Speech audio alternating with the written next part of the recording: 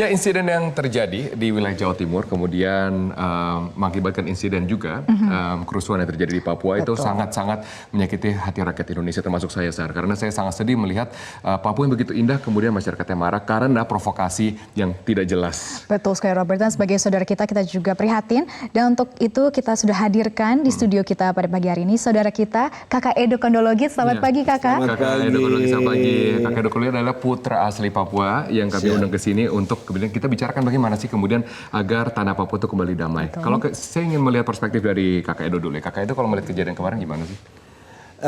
Kalau saya secara pribadi sebenarnya ini sedih ya saya. Karena situasi ini terjadi hanya beberapa saat setelah kita merayakan kemerdekaan kita. Betul. Kita lihat ketika hari kemerdekaan kemarin begitu berwarna, Pak Jokowi dengan memberikan penghargaan kepada kostum terbaik, mewakili etnis daerah. Ini artinya menunjukkan bahwa inilah Indonesia.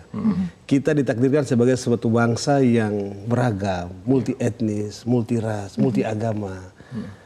Ya inilah kekayaan kita yang harus kita jaga sama-sama. Ya menurut saya secara pribadi menganggap bahwa hal ini menjadi pelajaran bagi kita lah. Dalam satu negara yang multi etnis seperti gini, hal-hal seperti kemarin itu pasti terjadi. Nah, tugas kita bersama adalah bagaimana memastikan supaya kita semakin dewasa. Jadi bagi saya dengan peristiwa kemarin itu menurut saya ini ujian lah bagi kita sebagai satu bangsa. Keberagaman kita ini diuji. Ya ini sebagai ujian kita, kalau kita bisa lolos melewati ini, ke depan kita akan semakin besar. Itulah negara-negara yang multi seperti Amerika pasti mengalami hal seperti ini. Tapi inilah ujian kita dan saya yakin akan mendewasakan kita sebagai satu bangsa lah ke depan. Bagaimana untuk proses pendewasaannya sendiri, Kakak? Kan kata Kakak Edo sendiri kan ini sebuah ujian. Sebenarnya apa kita butuhkan untuk bisa melewati tahapan-tahapan ujian ini? Nah, menurut saya kita sudah sepakat bahwa negara kita negara hukum. Jadi bagi saya segala hal yang menyangkut permasalahan harus kita serahkan ke hukum. Hukum harus jadi panglima dan kita harus menempatkan semua pada proporsi masing-masing. Kalau kita lihat, minta maaf saya harus ungkit lagi seperti kemarin, masalah kemarin itu karena ada ormas-ormas yang terlibat, yang memprovokasi, memberikan ya statement yang dalam tanda kutip merendahkan orang Papua. Nah ini kan melukai hati. Kenapa sampai peristiwa yang terjadi? Karena ada provokasi itu, karena ada intimidasi, karena ada persekusi, karena ada itu. Nah hal-hal seperti ini menurut saya kita harus kembalikan ke ranah hukum. Artinya polisi harus bertindak proporsional, memberikan rasa keadilan. Jadi orang Papua butuh hari ini adalah bahwa polisi bertindak adil, menindak mereka yang bersalah misalnya di Malang, kayak di Surabaya, kayak apa harus ditindak benar.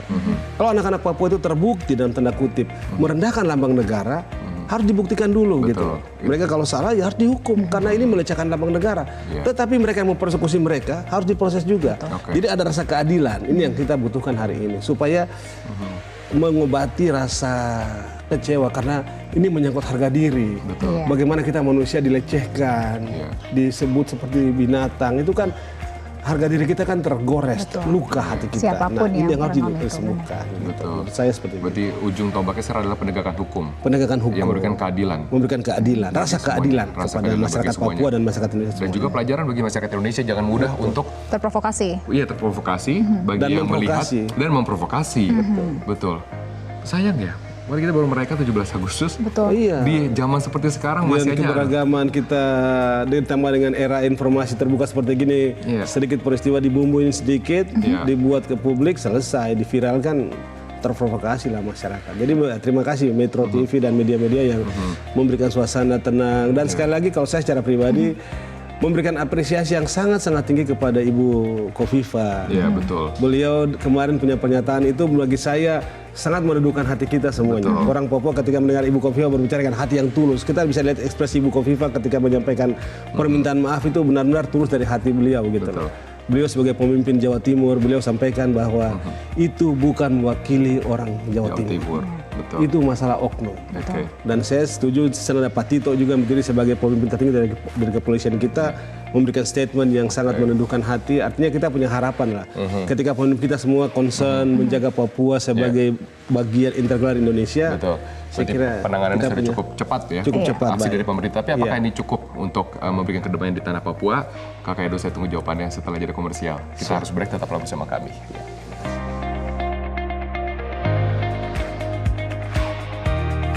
Ya pemirsa, kembali lagi di Selamat Pagi Indonesia dan kita masih bersama ya Bet ya, bersama Kakak Edo. Tapi Kakak Edo kan dari tadi nggak sendirian dan kita belum kenalan nih. Betul, sama karena siapa? tadi kan nggak mau lepas dari papanya. Nah, sekarang Siapa bilang sama Anti namanya siapa? Siapa namanya?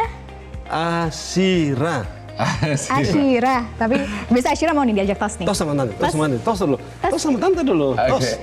Iya, udah nyaman Asyira. Kakak Edo tadi balik lagi ke pertanyaan saya, apakah kemudian aksi dari pemerintah, terus juga proses hukum yang sedang berjalan, ini dan juga permintaan maaf dari kepala daerah itu cukup untuk memberikan kedamaian di tanah Papua?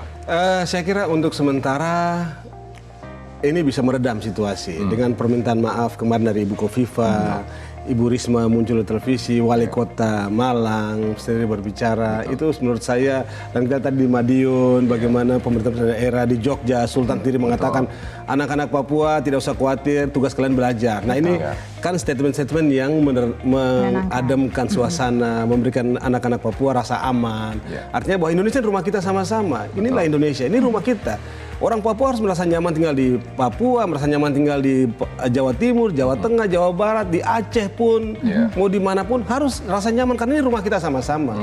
Nah, ke depan memang saya setuju dengan pemerintah hari ini punya program bahwa SDM, memang pembangunan manusia ke depan harus lebih penting. Karena bagi saya ketika masyarakat kita dibangun dengan tingkat pendidikan, dikasih pemahaman yang baik, ke depan kita semakin dewasa, sehingga kita tidak mudah terprovokasi dan lain sebagainya. Artinya hari ini yang kurang dari saya kurang dari kita semua di Papua itu tentang pembangunan manusia. Orang Papua selama ini dalam tanda kutip selalu merasa diri nih. Kalau kita lihat angka statistik hari ini, angka kemiskinan kan provinsi terbesar itu kan Papua Barat, paling terendah. Tapi kan sudah ada langkah-langkah juga dari pemerintah secara gencar untuk membangun dengan gencar hari ini kita jalan. Betul. BBM satu harga di seluruh daerah, termasuk di tanah Papua. Artinya pemerintah punya perhatian terhadap Papua itu sangat besar luar biasa. Betul, tapi ini butuh waktu memang. Butuh waktu. Dan memang tugas-tugas adik-adik mahasiswa, himbauan saya sama adik-adik saya yang sedang menimba ilmu, belajar. Tugas kalian itu belajar. Timba ilmu setinggi-tingginya, timba ilmu sebanyak-banyaknya. Dan setelah dapat ilmu yang banyak, pulanglah ke Papua, bangun Papua. Untuk kesempatannya sendiri bagaimana Kakak Edo? Kan kalau misalkan untuk para anak-anak Papua untuk belajar, baik juga yang sudah berhasil bahkan ke luar negeri, dan mereka pun membanggakan Indonesia karena nilai-nilai yang bagus baru gitu, menjuarai. Baru ada pilot perempuan pertama di Garuda loh, itu rasa bangga sekali. Betul, luar biasa loh. Artinya saya lihat hari ini pemerintah punya perhatian kepada kita sangat-sangat luar biasa. Nah, kedepannya memang harus lebih memfokuskan kepada bagaimana membangun manusia Papua dari segi budayanya, memberikan rasa bangga kepada mereka sebagai orang Papua yang Indonesia. Artinya bahwa Indonesia rumah kita, saya orang Papua, tapi Indonesia. Itu yang paling penting sekarang dibangun bagaimana pemahaman itu.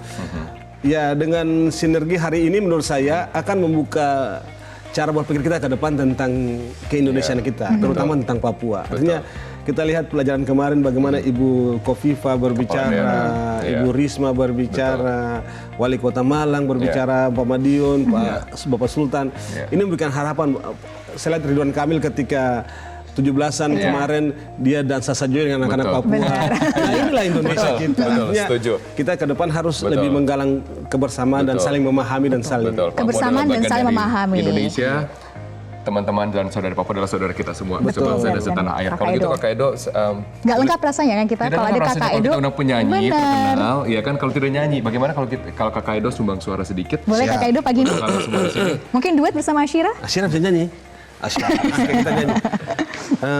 Di sana pulauku yang ku puja selalu, tanah Papua, pulau indah, hutan dan lautmu yang membisu selalu, cendrawasih burung emas, gunung-gunung, lembah-lembah yang penuh misteri, yang ku puja selalu, keindahan alammu yang mempesona, sungaimu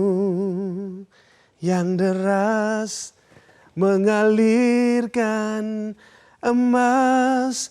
Show ya Tuhan, terima kasih.